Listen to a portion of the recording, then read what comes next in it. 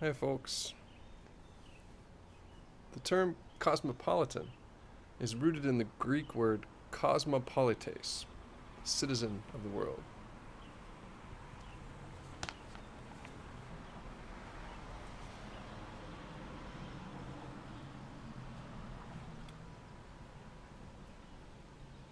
Here I am on the front porch thinking about cosmopolitan. We're here in the middle of the city, um, thinking about this word that means in Greek citizen of the world, and still carries the ideal that all human beings are citizens in a single community, one that has cars going by sometimes.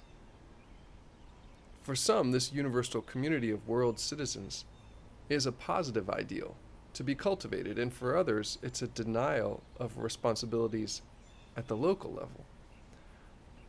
Douglas Reichert Powell's critical regionalism finds snooty elite cosmopolitans, sometimes including professors like me, often don't recognize our attachments to place and prefer to see ourselves as part of a global world of ideas.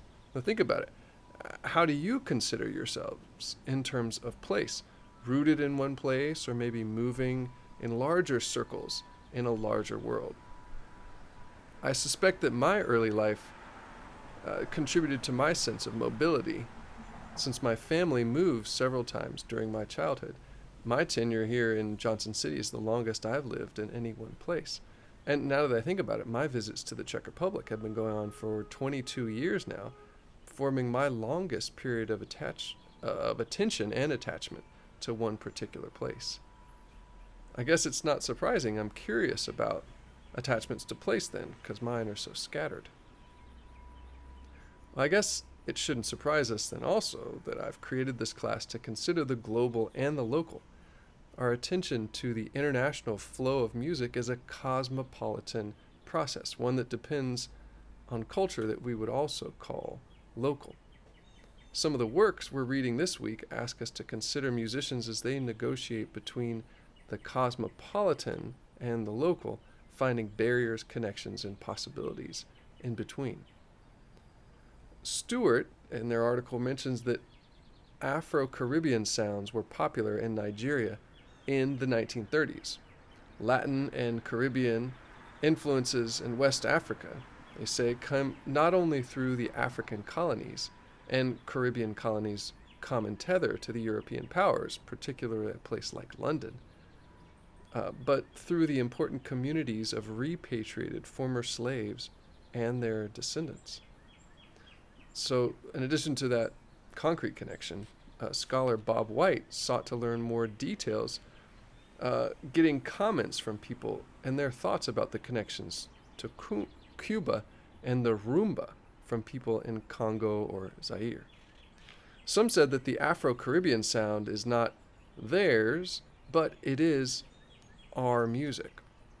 Also, he proposes that rumba music, influenced by Caribbean sources, was considered cosmopolitan because of the respectability of the sounds in their original Cuban contexts, or because of the association between Cuban records and the elite folks in Leopoldville in Congo, Zaire, who had record players at the time and could play them in this post-war period. That wouldn't be everyone. Folks making Congolese rumba could make it more worldly through the use of Spanish language lyrics. Like that's a sign of being more worldly, I guess, more cosmopolitan. And White asks an intriguing question. What did people in Africa, in Leopoldville or other places in the Zaire, Congo, what did they gain by appropriating, by adopting Afro-Cuban sounds? Here's a quote. Afro-Cuban music was so attractive to Congolese musicians and audiences, not only because of the way it sounded, but also because of what it stood for. It provided urban Congolese with an alternative to a particular form of cosmopolitanism, Belgian colonialism, that was strict and stiff, and it had controlled many people's lives during the time that Belgium controlled the Congo. And that Belgian colonialism, as White says, could be cruel and in many ways anti-cosmopolitan.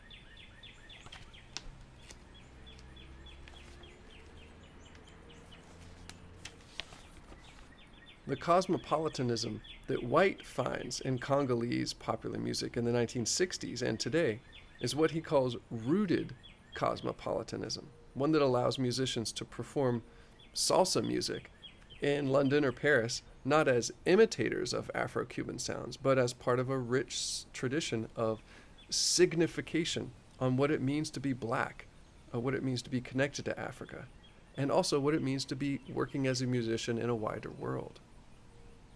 I'm curious to hear what y'all think of the conclusion of this article, which delves a bit deeper into thinking about the meaning of cosmopolitanism. Now, thinking about Congo, it's important to consider the political history of the country when it was called Zaire in the 1960s and 70s.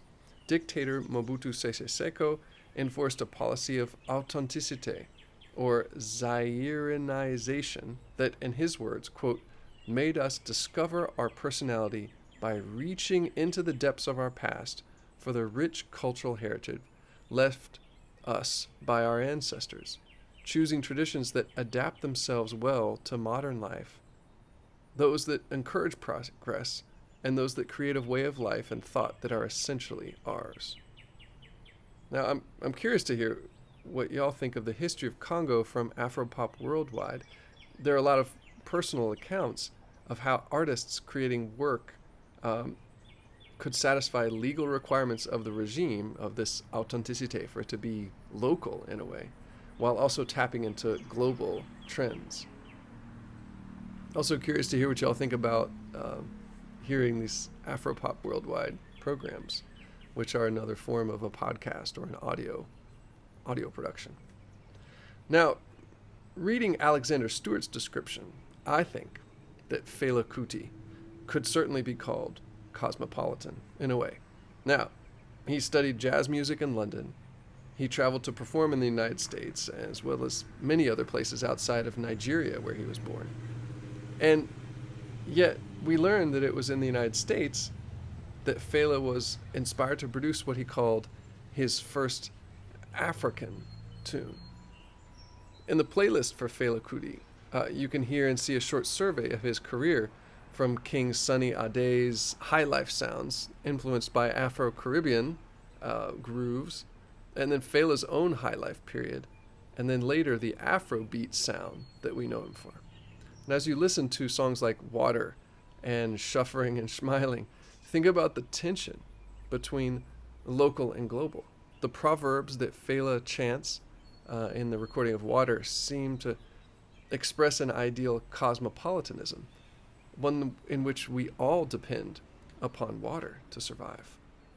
Now, the words Fela orchestrates in his 1977 recording of Shuffering and Smiling draw lines between Africans and others, highlighting the dynamic of exploitation that often takes place there, and also asserting that the musical contraption that he spins can bring us together to seek justice.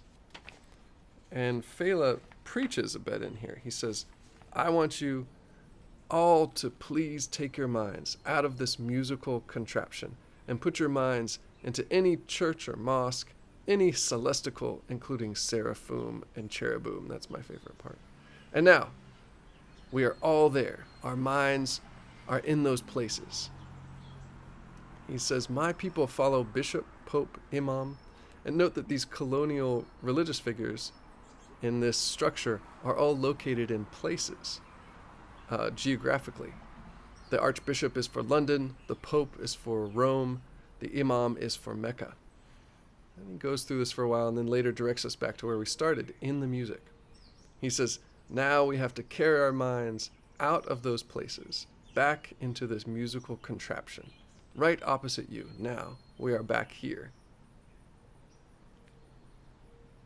In their book, Arrest the Music, Fela and His Rebel Art and Politics, Tejumola Olaniyan finds that Fela's work negotiates between local and global. It's characterized by, quote, nativism, his insistence on privileging authentic African paradigms and institutions in search of solutions to the many African problems of today, as well as his simultaneously equally relentless cosmopolitanism. For him, authentic post-colonial music, especially a committed political music, could speak only with the voice of a cosmopolitan nativist, borrowing tools from wherever in defense of African ways of knowing, conceived as embattled by Euro-American cultural imperialism. Now, we might think to ourselves, we're a heck of a long ways from Nashville here. But consider that much of country music speaks from the position of a marginalized rural subject embattled by the cosmopolitan forces of the big city. It is, I allow, a bit of a stretch to think of Fela's music as country, but I find it productive to consider how he negotiated place and location in his work, and how we do that kind of thing in our part of the world. All right, one last note about the term Afropop. We've been thinking on and listening to African popular music. So we might ask, is country popular music? I think a lot of it is. I feel that much of the country music that I listen to isn't really popular, but maybe that's my own problem. Now, there are many folks who argue about what is considered popular music and what's considered folk music. I think a lot of country music could lie somewhere in between those two, especially bluegrass, a place where I spend some of my time. And people argue about what you can or should or what's possible to do with folk music. But we'll save that discussion for another time. Tune in later. I'll talk to y'all soon.